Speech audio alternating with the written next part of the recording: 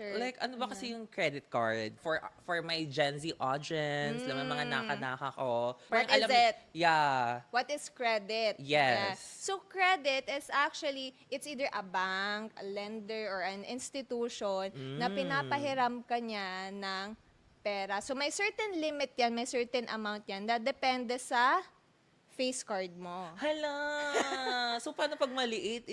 Ano yung face card? Hala! Hindi ganun, ah. Hindi naman. So actually, credit or mga online lending apps, it's a way para ipahiram sa'yo yung pera na actually hindi mo naman talaga siya pera or pwede mo siyang isipin na nakaka-advance ka ng sweldo mo. Ah, Pero okay. basically, pinapahiram ko sa'yo na pinagkakatiwala ko sa'yo yung tong pera na to at gamitin mo siya sa mabuting paraan. Ay, taray. So, like, parang bawal ka siyang gamitin sa masamang paraan. Mali!